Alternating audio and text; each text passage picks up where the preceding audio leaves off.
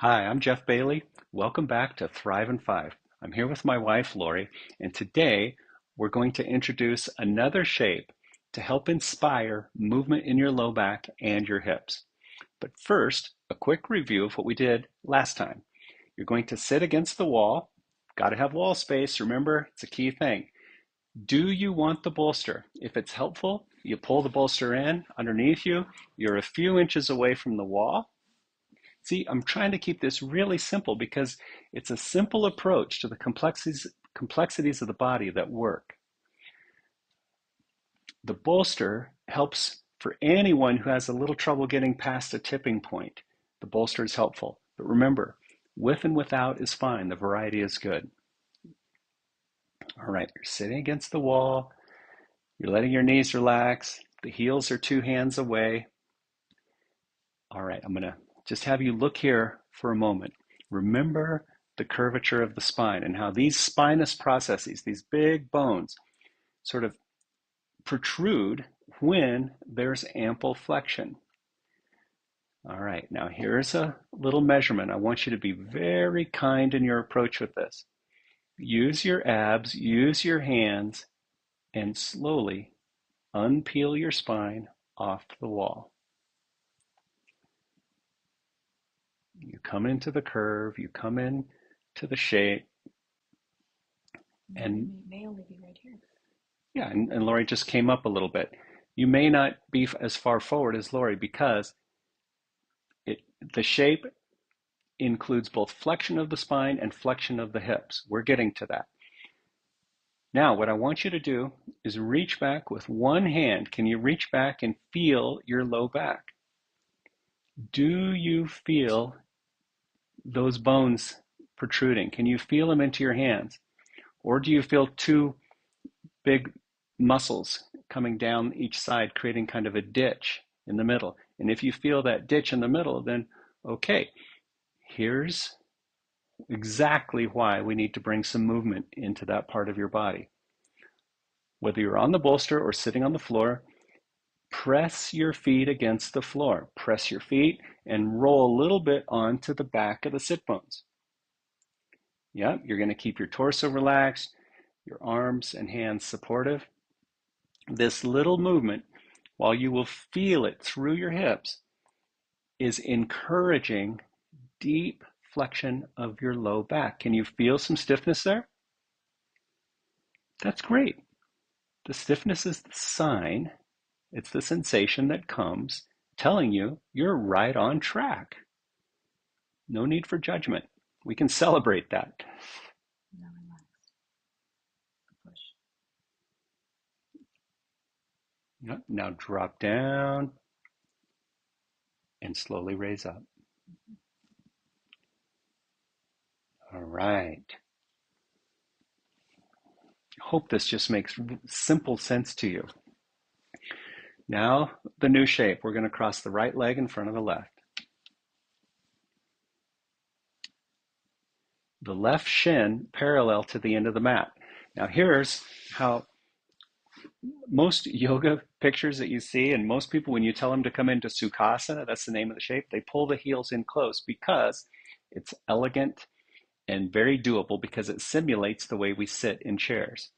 When we bring the leg closest forward, now we get two things. We get new movement in the hip, and we get this cantilever effect that encourages movement in your low back. Slowly curve forward.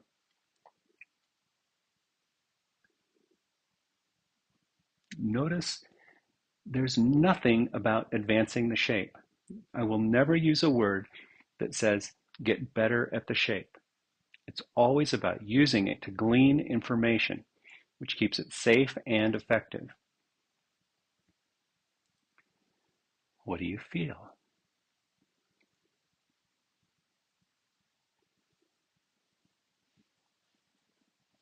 Can you work with it? Your hands supportive, they're out in front of your knees, giving yourself, giving your tissues, giving your bones, giving your nervous system time to organize in the movement that you're asking of it. It's very specific, very focused.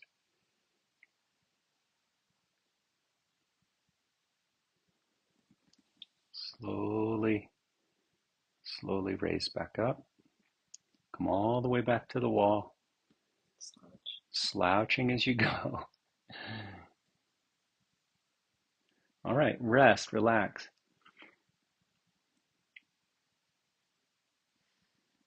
See? Can you feel right now the value of the resting moment? Switch the cross of the legs. It all needs time. Slowly curve. Peel your spine off the wall. Let your low back be the recipient.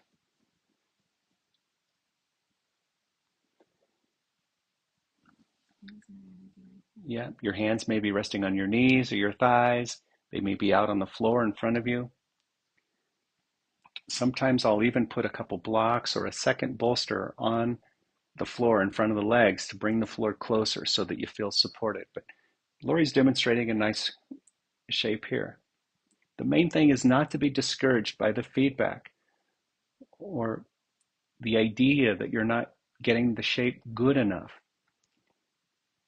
If the feedback is coming, then it's working.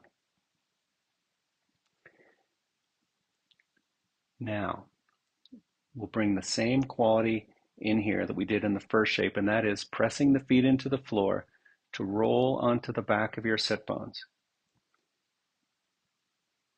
There it is. That key sensation through the hips, mobilizing the hips, and the low back.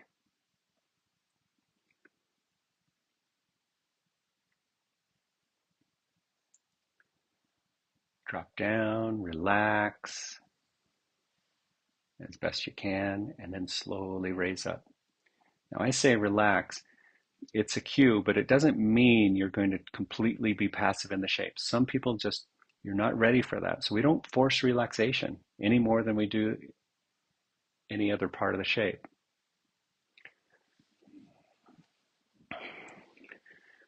All right, so good. Stretch your legs out. Give yourself a pat on the back. And remember, this feedback that you're getting, both the internal sensation and reaching back there and feeling those bones, it's going to take time. Be gentle with yourself. And hopefully you're beginning to get this idea that it doesn't take long. It just takes consistency.